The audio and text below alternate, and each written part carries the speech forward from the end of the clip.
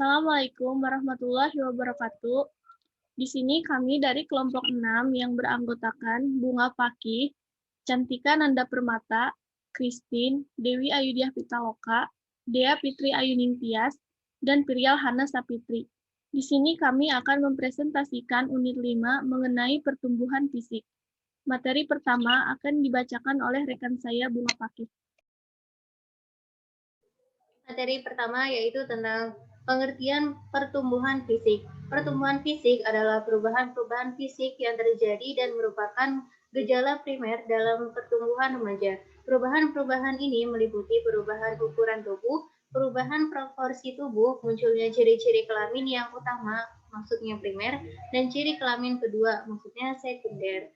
Selanjutnya, ada penyebab pertumbuhan. Penyebab pertumbuhan pada masa remaja adalah karena ada dua kelenjar yang menjadi aktif bekerja dalam sistem endokrin. Kelenjar pituitari yang terletak di dasar otak mengeluarkan dua macam hormon yang diduga erat hubungannya dengan perubahan pada masa remaja. Kedua hormon itu adalah hormon pertumbuhan yang menyebabkan terjadinya perubahan ukuran tubuh dan hormon gonadotropik atau sering disebut hormon yang merangsang gonad, maksudnya kelamin, agar aktif bekerja. Hormon ini semakin banyak diproduksi pada saat masa remaja yang seluruh prosesnya dikendalikan oleh kelenjar endokrin. Kelenjar ini diaktifkan oleh rangsangan yang dilakukan kelenjar hipotalamus atau kelenjar yang dikenal sebagai kelenjar untuk merangsang pertumbuhan pada saat remaja dan terletak di otak. Selama masa remaja, seluruh tubuh mengalami perubahan baik di luar maupun di bagian dalam tubuh, baik struktur tubuh maupun fungsinya. Selanjutnya akan dibacakan oleh rekan saya, Cantika Nanda Permata. Menurut MUS yang dikutip oleh Sarlito Wirawan, urutan perubahan-perubahan fisik adalah sebagai berikut. Pada anak perempuan, yang pertama, itu ada pertumbuhan tulang-tulang atau badan menjadi tinggi dan anggota-anggota badan menjadi panjang. Yang kedua, ada pertumbuhan payudara. Yang ketiga, tumbuh bulu yang halus berwarna gelap di kemaluan. Yang keempat, mencapai pertumbuhan ketinggian badan yang maksimum setiap tahunnya. Yang kelima, bulu kemaluan menjadi keriting. Yang keenam, menstruasi atau haid.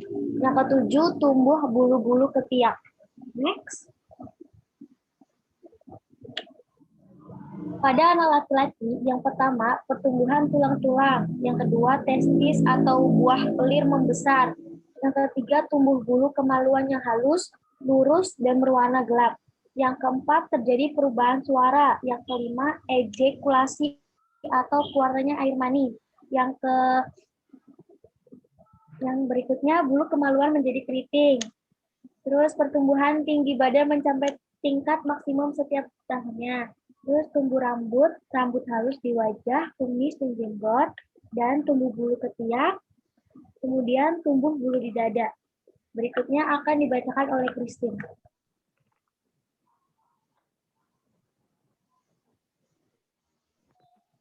Yang selanjutnya yaitu perubahan-perubahan fisik pada masa remaja. 1. Perubahan ukuran tubuh. Irama dan pertumbuhan mendadak menjadi cepat sekitar 2 tahun sebelum anak mencapai taraf kematangan kelaminnya. Setahun sebelum pematangan ini, anak akan bertambah tinggi 10-15 cm dan bertambah berat sekitar 5-10 kg. Setelah terjadi kematangan kelamin, pertumbuhan tubuh selanjutnya masih terus terjadi, namun dalam tempo yang sedikit lamban. Selama 4 tahun pertumbuhan, tinggi badan anak akan bertambah 25% dan tubuhnya hampir mencapai 2 kali lipat. Anak laki-laki tumbuh terus lebih cepat dari anak perempuan.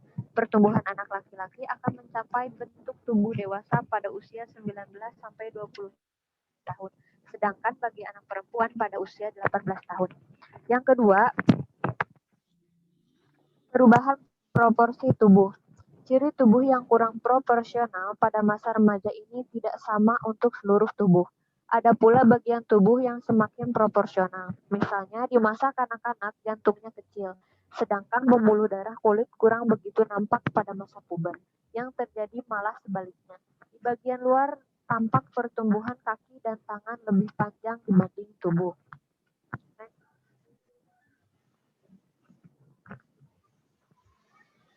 Yang ketiga, ciri kelamin utama. Pada masa anak-anak, alat kelamin belum berkembang sempurna. Alat kelamin pada laki-laki mulai berfungsi pada saat usia 14 tahun setelah mengalami mimpi basah. Sedangkan pada anak perempuan, induk telurnya berfungsi pada usia 13 tahun, yaitu saat pertama kali mengalami menstruasi atau haid. Pada masa ini, alat perkembangbiakan pada perempuan belum mampu mengandung anak untuk beberapa bulan atau setahun lebih. Masa interval ini disebut saat steril masa remaja. Yang keempat, ciri kelamin kedua. Ciri kelamin kedua pada anak perempuan adalah membesarnya payudara, pinggul melebar, tumbuh rambut di bagian-bagian tertentu, dan suara bertambah nyaring. Sedangkan ciri kelamin kedua pada laki-laki yaitu mulai tumbuh kumis dan jenggot, otot mulai tampak, bahu melebar, suara membesar, tumbuh jakun, dan perubahan jaringan kulit yang menjadi lebih kasar dan pori-pori membesar. Ciri-ciri inilah yang membedakan fisik laki-laki menurut daya tarik satu sama lain. Pertumbuhan akan jalan seiring dengan perkembangan kelamin utama dan kedua, dan mencatat perkembangan pada tahun pertama atau dua masa remaja. Untuk selanjutnya akan dibacakan oleh rekan saya, Dewi Ayudiah Pitaloka. Selanjutnya ada perubahan fisik sepanjang masa remaja meliputi pertama, percepatan pertumbuhan. Bagi remaja laki-laki berkisar antara 10,5 tahun sampai 16 tahun. Bagi remaja perempuan dimulai antara 7,5 tahun sampai 11,5 tahun. Dengan puncak percepatan pada usia 12 tahun dengan bertambah kurang lebih 6 sampai 11 cm setahun. B. Proses kematangan seksual. Meskipun kematangan seksual berlangsung dalam batas-batas tertentu dan urutan tertentu dalam perkembangan ciri-ciri kelamin sekundernya, namun kematangan seksual anak-anak berjalan secara individual, sehingga hanya mungkin untuk memberikan urutan rata-rata dan penyebarannya saja. Next. Kemudian ada perbedaan pertumbuhan laki-laki dan perempuan. Pertama, perbedaan dari segi pertumbuhan fisik. Seperti pada penjelasan sebelumnya, pertumbuhan anak laki-laki dan perempuan tidak bisa disamakan. Meskipun memiliki tinggi dan berat badan yang hampir sama, tetapi pertumbuhan fisik anak perempuan akan lebih cepat ketimbang anak laki-laki. Meski pada akhirnya tinggi badan laki-laki akan melebihi tinggi badan anak perempuan. Sama halnya dengan pubertas anak. Pada anak perempuan akan terjadi lebih cepat ketimbang pada anak laki-laki. Kedua, perbedaan dari segi kemampuan verbal. Perbedaan pertumbuhan anak laki-laki dan perempuan yang kedua dapat dilihat dari segi kemampuan verbal. Hal tersebut dipengaruhi oleh faktor genetik atau hormonal yang memengaruhi fungsi otak anak. Anak laki-laki akan cenderung mengalami tahapan berbicara yang lebih lambat ketimbang anak perempuan. Bukan itu saja, anak laki-laki juga memiliki kosakata yang lebih sedikit ketimbang anak perempuan. Anak perempuan dinilai lebih pandai berkomunikasi karena cenderung lebih mahir membaca tanda-tanda nonverbal seperti ekspresi atau intonasi. Mereka juga lebih terampil dalam berkomunikasi saat melibatkan emosi. Selanjutnya akan dibacakan oleh Dea Fitri Ayuningsih.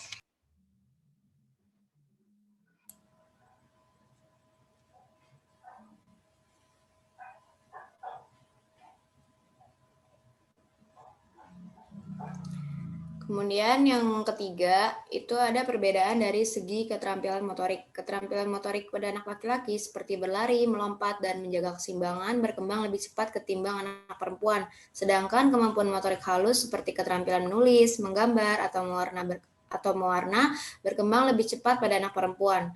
Hal tersebut yang membuat anak laki-laki cenderung lebih suka bermain dan bergerak bebas. Meski demikian, lingkungan akan membawa pengaruh pada keterampilan motorik anak.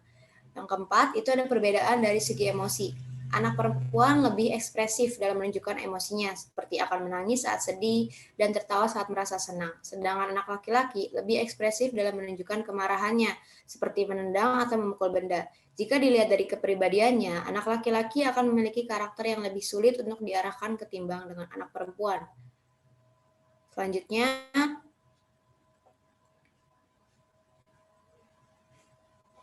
ada faktor yang mempengaruhi pertumbuhan fisik.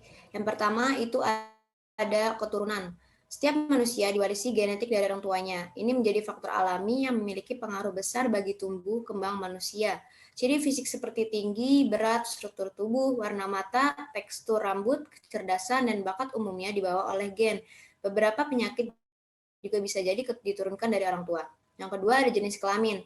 Faktor yang mempengaruhi perkembangan dan pertumbuhan manusia berikutnya adalah jenis kelamin.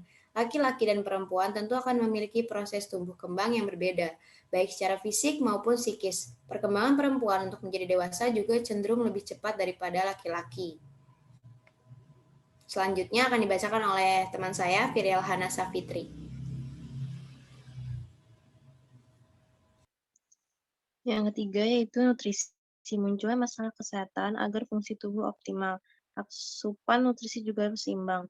Kecukupan gizi berperan penting sebagai faktor yang mempengaruhi pertumbuhan dan perkembangan manusia. Kekurangan nutrisi bisa menyebabkan terhambatnya proses ini. Sebaliknya, makan berlebihan dengan nutrisi tak seimbang bisa berujung. Yang keempat ada aktivitas fisik. Aktivitas fisik amat penting dalam menunjang pertumbuhan seseorang. Jika seseorang memiliki aktivitas fisik yang baik, kekuatan otot dan massa tulangnya akan tumbuh dengan baik. Peran penting yang lainnya adalah mampu meningkatkan sistem imun tubuh sehingga bisa melawan kuman dengan optimal.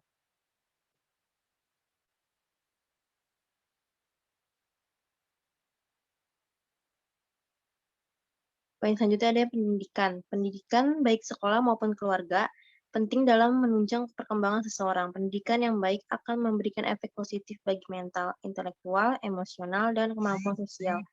Hal ini juga berperan penting dalam menentukan peran seseorang di masyarakat. Proses ini juga akan membimbing kedewasaan anak menjadi lebih baik. Selanjutnya ada lingkungan. Lingkungan juga dianggap penting sebagai faktor yang mempengaruhi pertumbuhan dan perkembangan manusia. Faktor lingkungan ini amat luas dari masyarakat, kemampuan ekonomi, keluarga, rumah tangga, kemajuan teknologi, asupan nutrisi, hingga geografis. Peran polusi dan aspek lingkungan buatan manusia tak bisa dianggap remeh. Lingkungan yang sehat akan berpengaruh baik bagi pertumbuhan dan perkembangan seseorang. Begitu juga sebaliknya, lingkungan yang buruk akan memberikan dampak yang baik, yang akan memberikan dampak yang buruk pula. Sekian presentasi dari kelompok kami. Mohon maaf apabila terdapat kesalahan karena kami masih dalam tahap belajar.